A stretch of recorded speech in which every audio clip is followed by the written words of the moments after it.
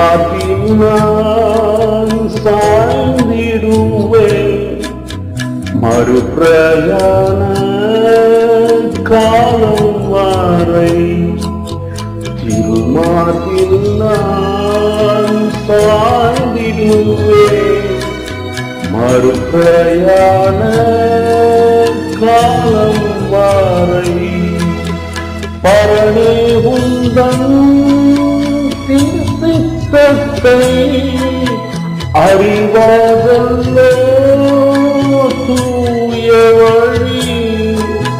பரணே உந்தன் சித்தத்தை அறிவாதல்லோ தூய வழி.